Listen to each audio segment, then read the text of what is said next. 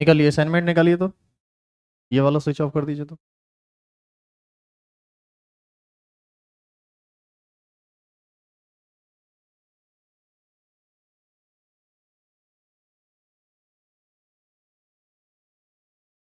बताइए, question number बताइए तो। 65। देखिए,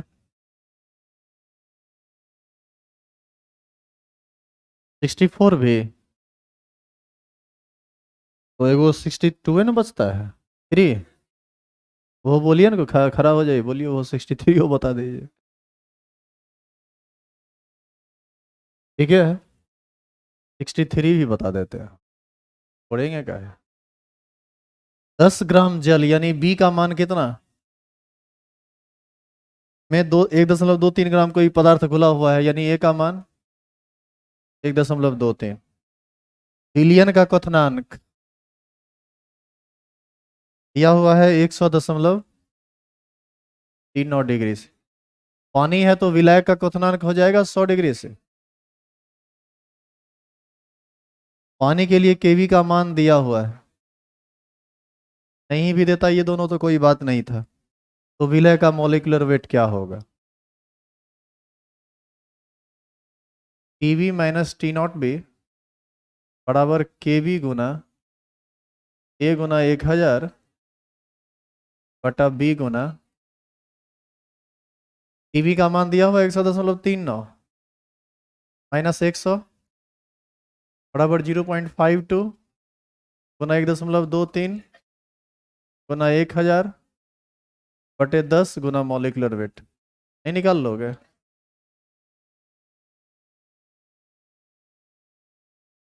कुछ लोगों को इसमें भी दिक्कत था। नहीं था। अच्छा बात है, नहीं था तो।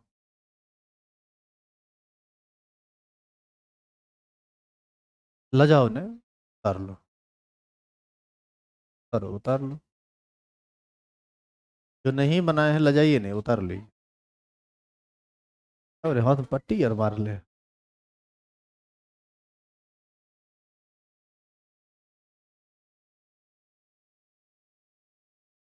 रोड पर थोड़ा आप लोग ढंग से चला कीजिए, कल चौक पर एगो एक्सीडेंट हुआ है, पता नहीं वो लड़का मरा कि बचा है। हाँ, मर गया। हालत बहुत खराब था उसका। ई रिक्शा से मोटरसाइकिल टकराया, माथा पूरा फट गया। हाँ, यही मर गया क्यों है। भयानक ब्लीडिंग हुआ था उसका, वो बचना सच में मुश्किल था उसका। हम ही लोग तो पहुंचाए थे वहां उसको हॉस्पिटल, कुछ देर रहे भी वहां, एक आधा घंटा।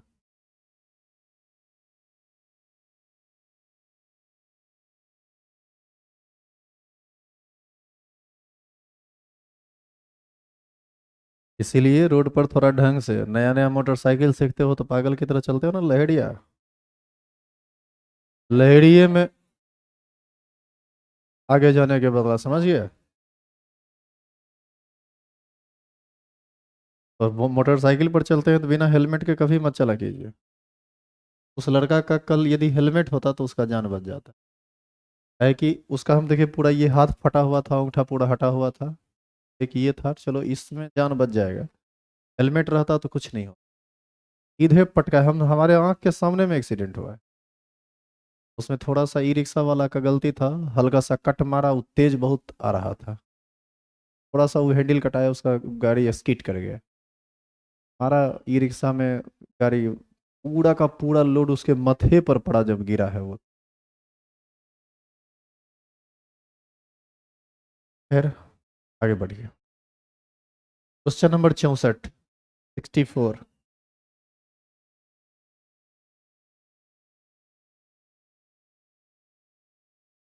180 ग्राम जल में 10 ग्राम यूरिया है, यानी ए का मान 10, बी का मान 80। तो बने हुए विलियन का क्वथनांक क्या होगा, यानी पीवी का मान क्या होगा। यदि जल के लिए केवी का मान दिया हुआ है ना 0.52। और टी नोट भी जल है तो अपने से ले सकते हैं आप। कौन चीज अब इसमें बता दे रहे। यूरिया है तो मॉलिक्यूलर वेट 60 होगा। अरे यूरिया के लिए मॉलिक्यूलर वेट 60 होता है। क्या है कौन चीज? TV minus T not be बराबर के वी गुना ए गुना 1000 बटे बी गुना, क्या हो गया यहाँ से? टीवी ने निकालना है। टीवी माइनस 100 बराबर 0.52, ए का मान 10, 1000 बटे 180। यहाँ से टीवी का मान नहीं निकल जाएगा? ये सबको तो पूछने के लायक है रे, क्या कहें।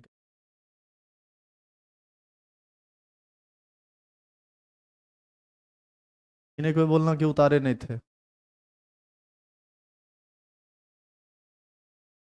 आइए क्वेश्चन नंबर 65 पर।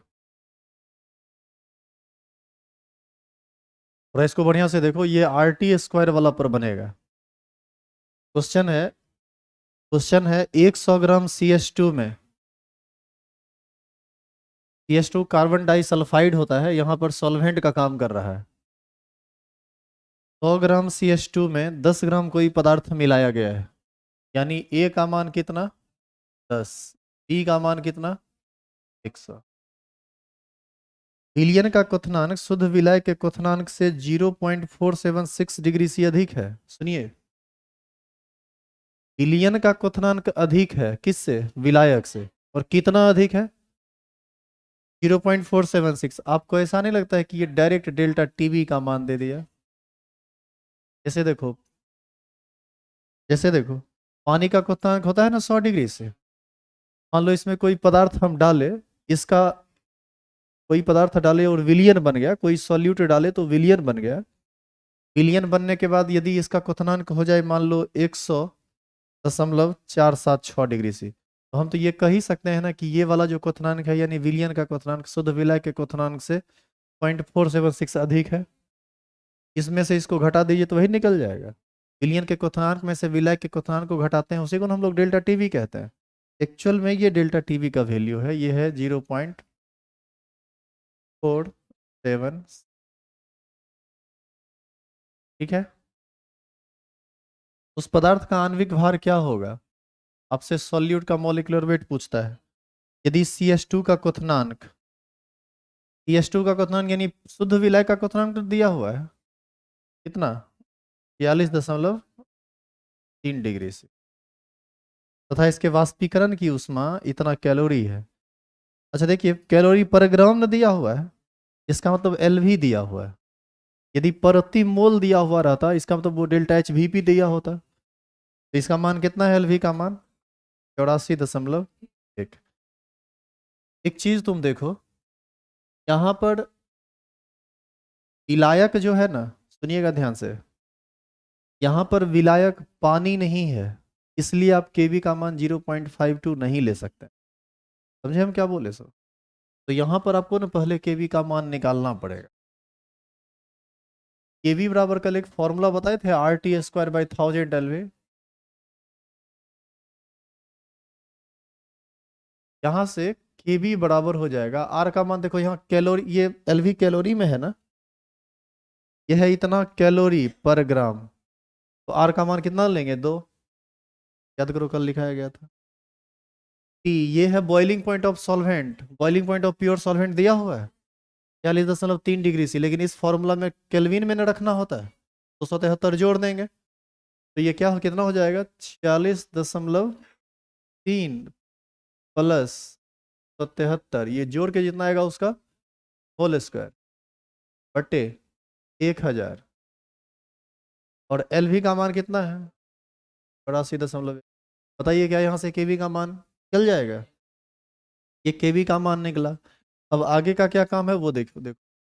हम लोग फॉर्मूला जानते हैं, डेल्टा टीवी बराबर होता है केवी गुना ए गुना 1000 बटा बी गुना मॉलिक्यूलर वेट, यही ना होता है। डेल्टा टीवी का वैल्यू कितना दिया हुआ है? 0.476 डिग्री से, तो यहाँ पर हम रख देंगे 0.476 बराबर केवी का मान यहाँ कैलकुलेट करोगे कुछ तो आएगा ना। यहाँ केवी का मान रख दीजिए इस जगह पे,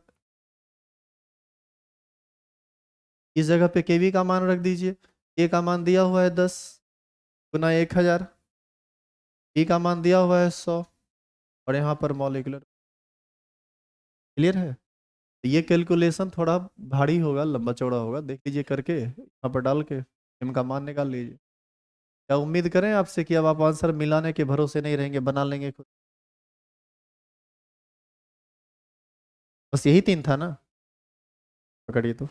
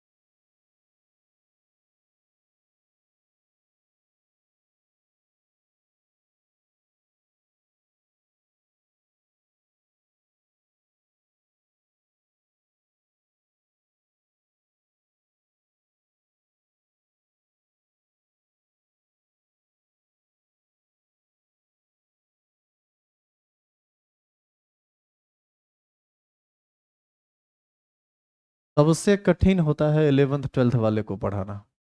जानते हैं इसका कारण क्या है? 11th से जो नीचे होते हैं लोग, बच्चा होता है। 12th पास जो कर जाता है वो मेच्योर होता है, थोड़ा बड़ा हो जाता है। 11 12th में जो है ना, दोनों गुण जो है ना एग्जिस्ट करता है, को एग्जिस्ट करता है। बच्चा वाला भी है, थोड़ा मेच्योर वाला भी। और दोनों जब मिल जाता है तो तुम सब बन जाता है बंदर। वही हाल है। 8 से 9 बजे वाले बैच में ना भीड़ बहुत ज़्यादा है। पढ़ाने में क्या होता है ना कि यहाँ मतलब हम कुछ समझाते रहते हैं, थोड़ा देर के लिए हम इधर पीछे घूमेंगे, एक वो छोटका खिस्सा जो होगा कर लेगी, लड़की लोग खास करके। अगला दिन इधर से क्या किए हैं, क्या करते हैं कि जैसे लिख रहे हैं, देखे कि कोई खिस्सा कर रही है, कुछ बोलना उलना कुछ नहीं, सीधे सोटा निकालते हैं। नहीं पप्पो होते हैं ना, बस 2 लाठी कस के दे के वहां से 2 लाठी दिए, फिर वहां से आके फिर पढ़ाने लगे। मतलब यहाँ से उतरते वक्त भी कुछ नहीं बोलना है, वहां से आते वक्त भी कुछ नहीं बोलना है, खाली 2 लाठी दे देना है। हर दिन 2 3 गो लड़की को लग रहा है। पता है पूरा क्लास शांत रहता है, एकदम पिन ड्रॉप साइलेंस रहता है, और कहीं कोई टेंशन नहीं होता है पढ़ाने में। तो हमको लगा चलो ठीक है, तुम ऐसे ही मानोगे। चलो ऐसे। हाँ हाँ, आप लोग बहुत बढ़िया है। चलिए इसको हटाएं क्या। लेकिन नेक्स्ट,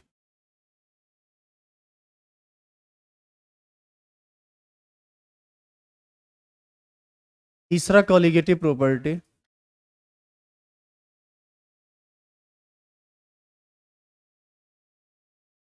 हिमांक अवनमन।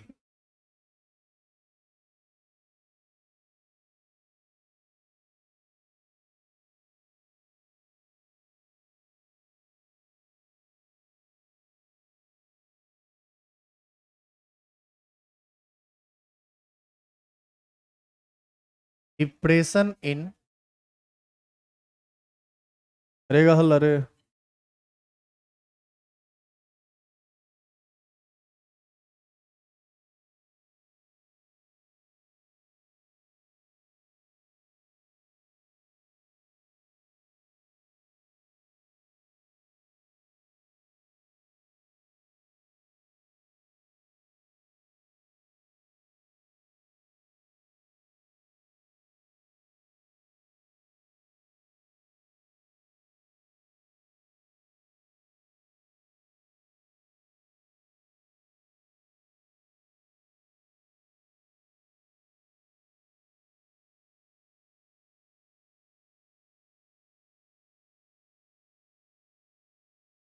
हो गया हेडिंग।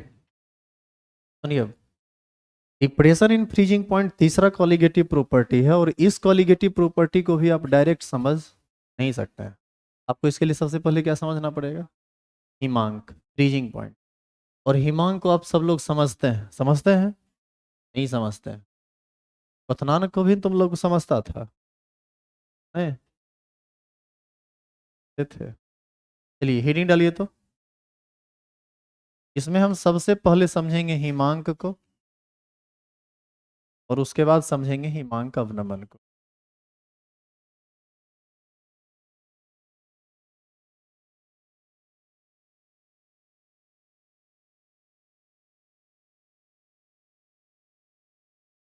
फ्रीजिंग पॉइंट को इंडिकेट किया जाता है एफ पी से।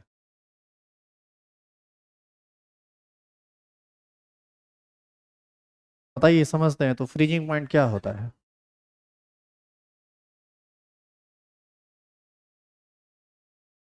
यह वह ताप होता है जिस पर कोई द्रव जमना प्रारंभ करता है। ये सब बच्चा वाला बात हुआ, यानी बड़ा वाला बात की, 12th स्टैंडर्ड वाला। चलिए इसको हम थोड़ा ढंग से समझाते हैं, इसमें आपको कन्फ्यूजन होगा, थोड़ा ढंग से समझिए। ये हेडिंग हो गया पूरा। देखो,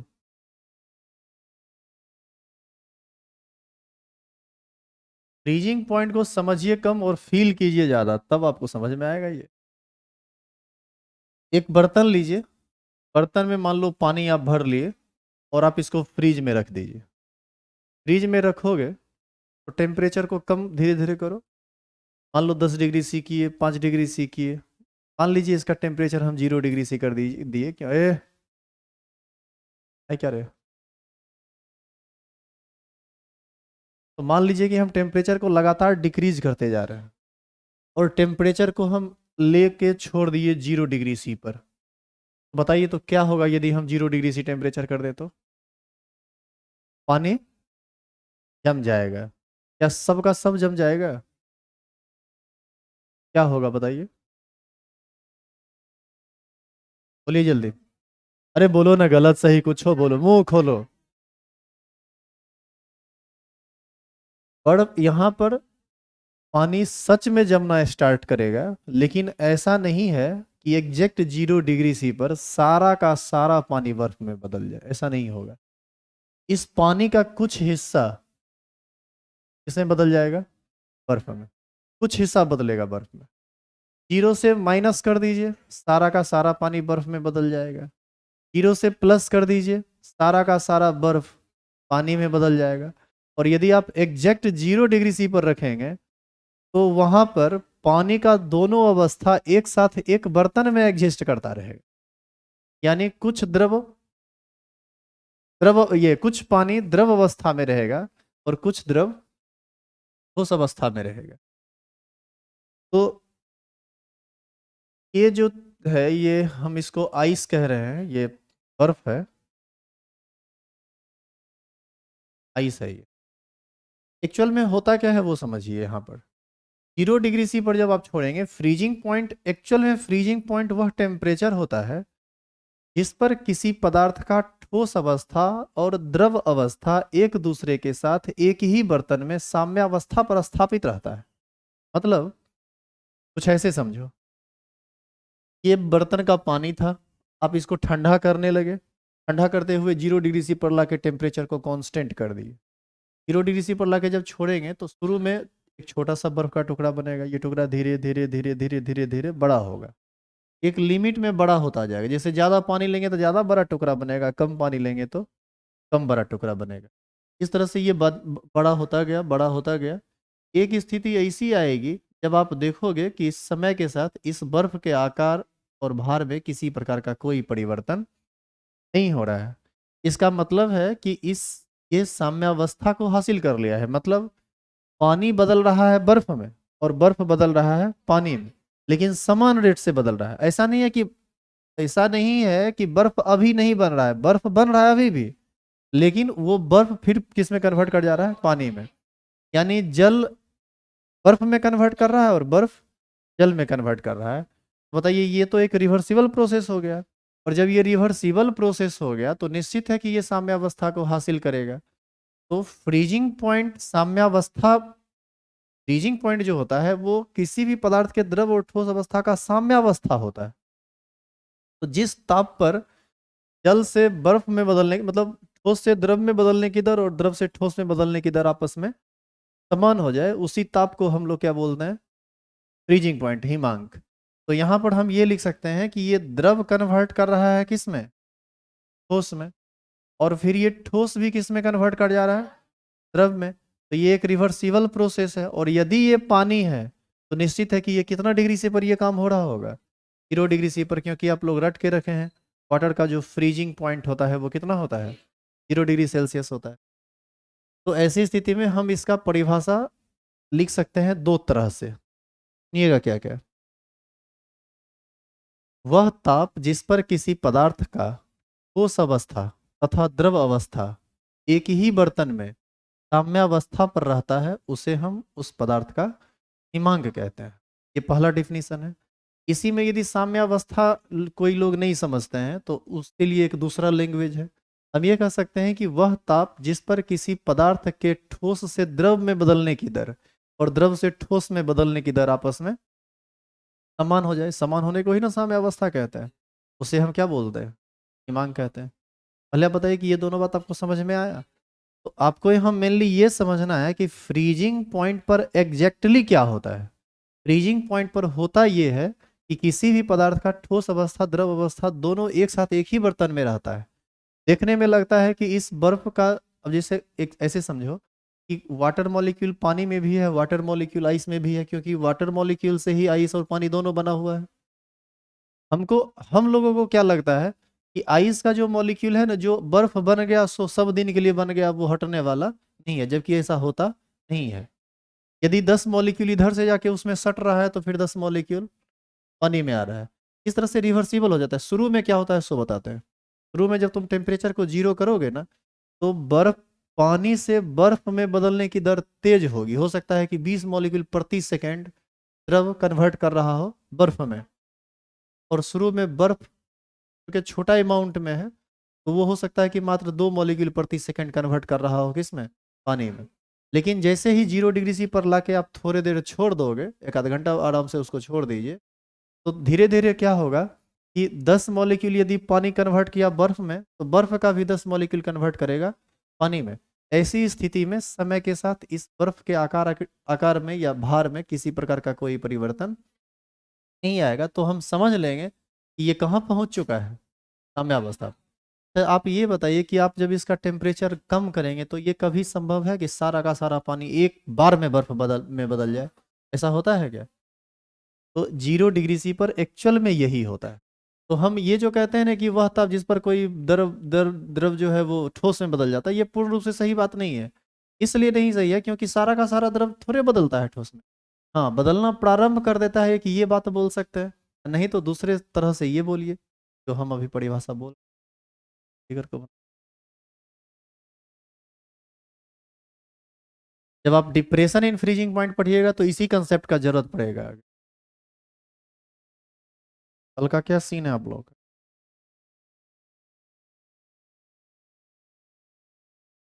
आज कितना तारीख है, आज 4 तारीख है ना, परसों है 8 तारीख।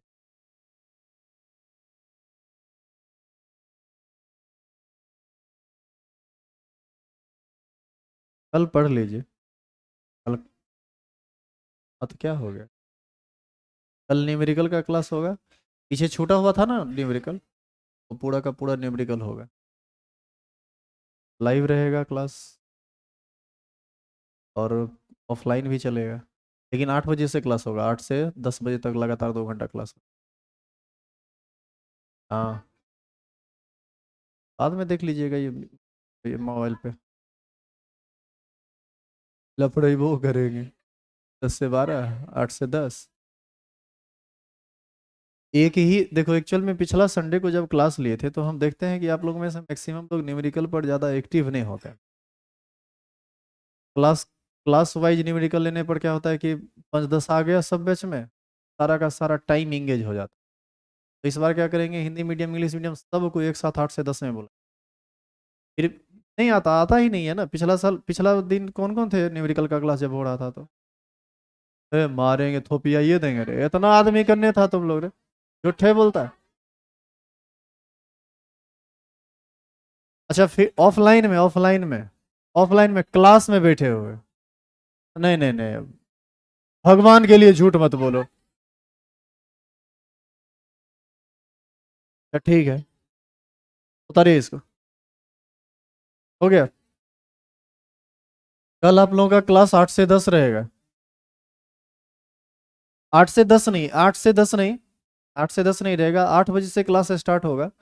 पिछला जो न्यूमेरिकल है ना सारा बचा हुआ, हमको लगता है 35 तक डिस्कशन हुआ है। 35 से आगे वो 52 54 तक क्वेश्चन है। 35 से लेके 54 तक में कुछ क्वेश्चन ऐसा है जिसमें शायद आप फंसे हो, उसमें थोड़ा ज़्यादा काम करना पड़ेगा।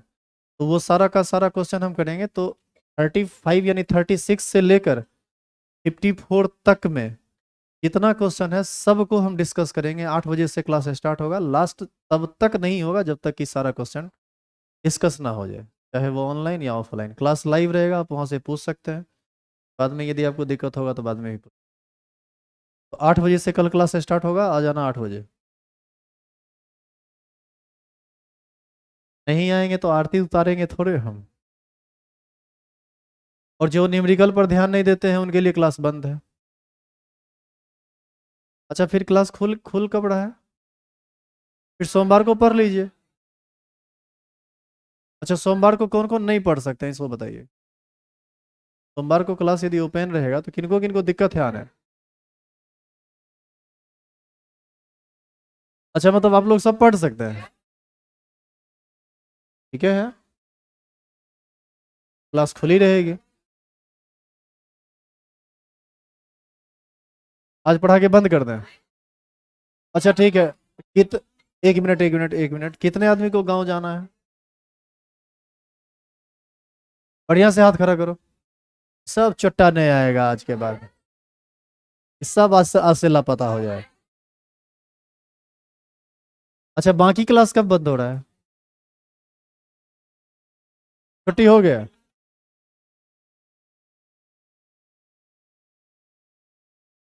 कल क्लास खुला हुआ है, पहले कल है ये तब अनाउंस करते हैं। अच्छा एक बात बता दें, आप आगे जो क्लास आपका खुलेगा, वेडनेसडे को होली है, थर्सडे को तो रंग लगले रहेगा तुमको, एक दिन छोड़ा लो, फ्राइडे से आ जाओ, शुक्रवार से। नहीं नहीं, उतना लंबा छुट्टी नहीं मिलेगा। शुक्रवार फ्राइडे से क्लास ओपन होगा। सुनो ना, फ्राइडे को क्लास खुलेगा, सैटरडे को खुलेगा, संडे को खुला रहेगा, लगातार चलते रहेगा क्लास। हम लोग मजाक बने ले हैं पढ़ाई लिखाई को।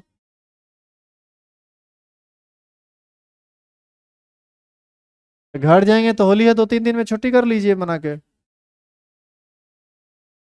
वैसे नहीं होता है।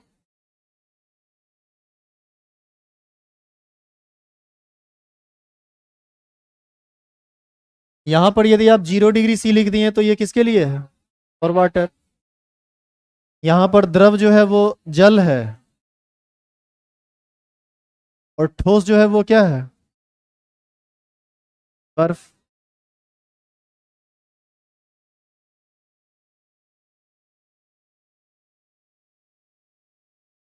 बहुत 11th में छुट्टी मनाया है, 12th में नहीं।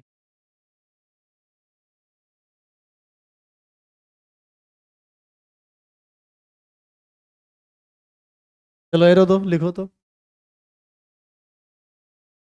लिखेंगे वह ताप,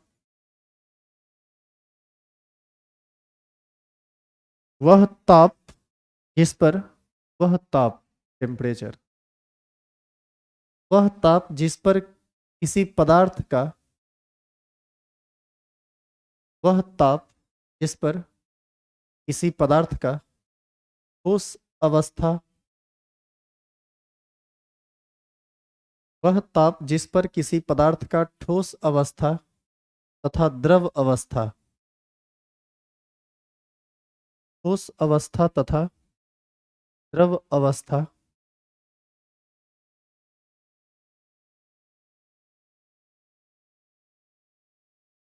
एक ही बर्तन में, एक ही बर्तन में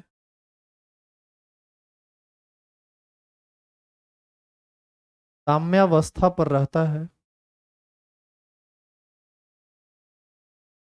एक ही बर्तन में साम्यावस्था, ऐसे लिखना है, इक्विलिब्रियम बोलते हैं, साम्यावस्था पर रहता है, उसे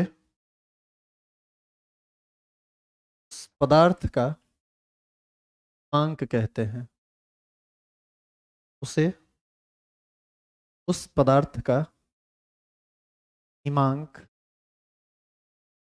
कहते हैं। और करके इसका दूसरा डेफिनेशन लिखेंगे, वह ताप जिस पर किसी पदार्थ के,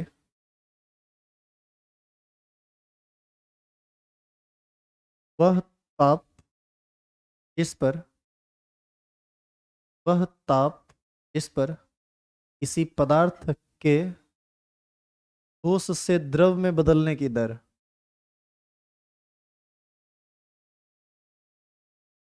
ठोस से द्रव में बदलने की दर तथा तथा द्रव से ठोस में बदलने की दर, ठोस से द्रव में बदलने की दर तथा द्रव से ठोस में बदलने की दर समान होती है,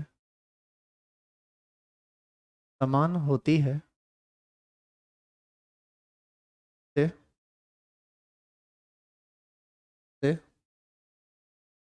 पदार्थ का, से पदार्थ का हिमांक कहते हैं, से उस पदार्थ का हिमांक कहते हैं। अब देखो हिमांक का ये दोनों जो परिभाषा है ये जनरल परिभाषा है। अब इसका साइंटिफिक परिभाषा, जो साइंटिफिक डेफिनेशन है, वो हम आपको बता रहे हैं। देखिए तो इधर, और इस परिभाषा को हम आपको बताते हैं ग्राफ के थ्रू, और हमको ऐसा लगता है कि तुम इस चीज को थोड़ा और बेहतर समझोगे। यहां हम लेते हैं टेम्परेचर और यहां लेते हैं वेपर प्रेशर। ये है 1 atm,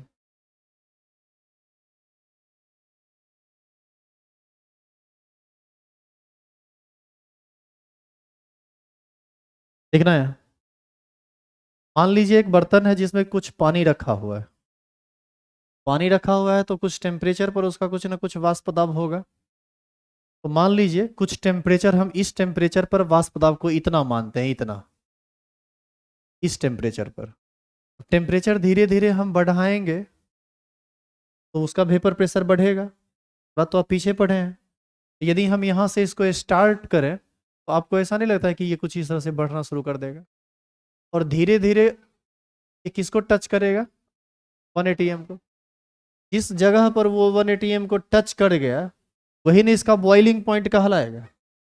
तो याद कीजिए हम इसको परपेंडिकुलर लाइन यहाँ से नीचे डालते थे, इसी को हम लोग कहते थे T0B। यानी इस पानी का ये वाला जो टेम्परेचर हो गया ये बॉइलिंग टेम्परेचर हो गया, क्वथनांक हो गया। तो आप एक चीज गौर कीजिए, हमने ताप बढ़ाया तो वेपर प्रेशर बढ़ा। तो ऐसी स्थिति में यदि हम ताप घटा दें तो क्या होगा, वेपर प्रेशर घटेगा। और वेपर प्रेशर घटेगा और घटते घटते ये अपने ठोस अवस्था वाले वेपर प्रेशर के बराबर हो जाएगा। इस समय किसी पदार्थ का वाष्प दाब अपने ठोस अवस्था के वाष्प दाब के बराबर हो जाए, उसी टेम्परेचर पर वह पदार्थ ठोस में बदलना प्रारंभ करता है, और उसी टेम्परेचर को हम लोग उस पदार्थ का हिमांक कहते हैं। और हिमांक को सूचित किया जाता है T0F से। फ्रीजिंग टेम्परेचर वो क्या है, बॉइलिंग टेम्परेचर। और ये नोट क्या बता रहा है, शुद्ध अवस्था का मतलब ये समझा रहा है। अब देखिए इस ग्राफ को फिर थोड़ा समझिए। इस पॉइंट के इधर और इस पॉइंट के इधर ये जो जल है किस अवस्था में है, द्रव अवस्था में। इस पॉइंट के इधर किस अवस्था में आ गया, ठोस अवस्था में, यानी बर्फ बन गया। और इस पॉइंट के यदि ऊपर भाग गया हो तो ये किस अवस्था में चला गया होगा, गैस अवस्था में। क्या आप इसको वाष्प कह सकते हैं? तो आप गौर से देखिए, हम इसका कुल 3 पॉइंट निकाल रहे हैं। आ रही है बात समझ में? तो कोई भी पदार्थ ठोस अवस्था में रहे, इसके लिए जरूरी है उसका टेम्परेचर बॉइलिंग पॉइंट, उसका जो टेम्परेचर होना चाहिए वह फ्रीजिंग पॉइंट से कम होना चाहिए। वही पदार्थ ठोस अवस्था में कब रहेगा, जब उसका टेम्परेचर फ्रीजिंग पॉइंट से कम हो। क्योंकि फ्रीजिंग पॉइंट से ज्यादा होगा, जैसे आइस, बर्फ, बर्फ में तभी बना हुआ रहेगा जब उसका टेम्परेचर 0 डिग्री सी से कम हो। नहीं तो यदि 5 डिग्री सी 10 डिग्री सी कर दीजिएगा तो बर्फ किस में बदल जाएगा, पानी में। कोई पदार्थ द्रव अवस्था में कब रह सकता है, जब उसका टेम्परेचर फ्रीजिंग पॉइंट और बॉइलिंग पॉइंट के बीच में हो। और कोई भी चीज गैसियस स्टेट में कब रह सकता है, जब उसका टेम्परेचर बॉइलिंग पॉइंट से ज्यादा हो। आ रही है बात समझ में? तो आप एक चीज गौर किए कि जब हम टेम्परेचर को बढ़ाए तो वेपर प्रेशर बढ़ा, 1 atm को टच किया, बॉयल कर गया। उसी द्रव को जब हम घटाए तो उसका वेपर प्रेशर घट गया, और वेपर प्रेशर उसके ठोस अवस्था के वाष्प दाब के जिस समय बराबर हो गया वो ठोस में बदल गया। देखिए, वाष्प दाब हर एक चीज का होता है, द्रव का भी होता है, ठोस का भी होता है, और गैस का तो होता ही है। लेकिन यही है कि ठोस अवस्था का जो वाष्प दाब होता है वो बहुत ही कम होता है, बहुत ही कम होता है। इसीलिए आप देख रहे होंगे जब यहाँ पर ग्राफ आया तो ये ग्राफ लगभग, नहीं देख रहे हैं, पैरेलल हो गया है। क्योंकि ये ठोस अवस्था का ग्राफ है, इसलिए ये लगभग पैरेलल हो गया। लेकिन यहाँ देखिए ये लगातार चढ़ रहा है ना, क्योंकि टेम्परेचर बढ़ने से वेपर प्रेशर तेजी में बढ़ेगा। तो इस तरीके से हम इसका एक लास्ट डिफिनीशन कर सकते हैं, जो क्वथनांक के जैसा है। क्वथनांक में हम लोग बोले थे वह ताप जिस पर किसी द्रव का वाष्प दाब वायुमंडलीय दाब के बराबर हो जाता है उसे हम क्वथनांक कहते हैं। यहाँ हम कहेंगे वह ताप जिस पर किसी द्रव का वाष्प दाब इसके ठोस अवस्था के वाष्प दाब के बराबर हो जाता है, उस ताप को, उस पदार्थ का हिमांक कहते हैं। क्लियर है ये? तो इसको आपको ग्राफ के साथ बनाना पड़ेगा। पहले आप नीचे एरो दीजिए, लिखिए तो लिखेंगे वह ताप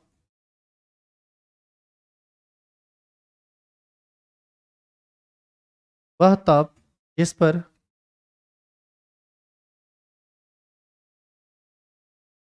वह ताप जिस पर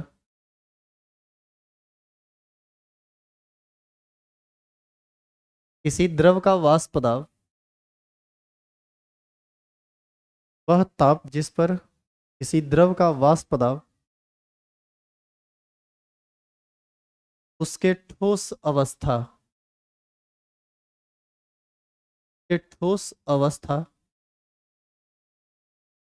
के वाष्प दाब के बराबर हो जाता है,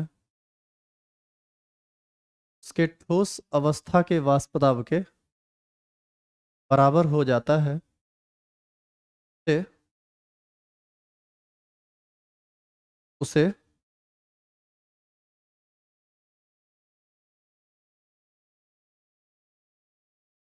उसे हिमांक कहते हैं।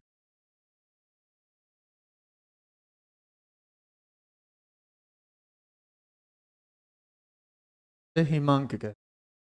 ये वाला ग्राफ खींच लीजिए और ध्यान से सुनिए। ये वाला ग्राफ खींच लीजिएगा अलग में, और उसके नीचे हेडिंग डाल दीजिएगा, जो हेडिंग हम यहाँ पर लिख रहे हैं।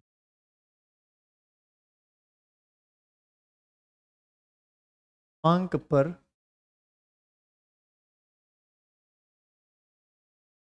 अउरणशील विलय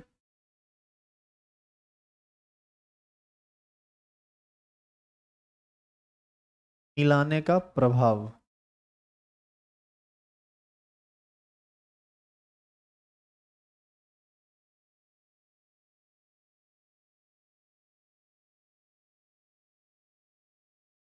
effect of addition of non volatile solute on freezing point.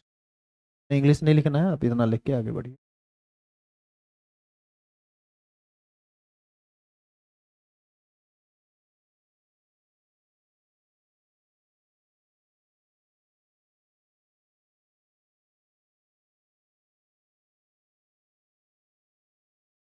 Class शुक्रवार को खोलें तो कोई परेशानी नहीं है ना? तो क्लास शुक्रवार से खुलेगा, संडे को फिर क्लास ओपन रहेगा, तो उसमें कोई बीच में छुट्टी नहीं होगा। कल क्लास ओपन है, लेकिन 8 से 10, और सोमवार को भी पढ़ाई होगी, सोमवार को अपने टाइम पर। आज के लिए बस इतना।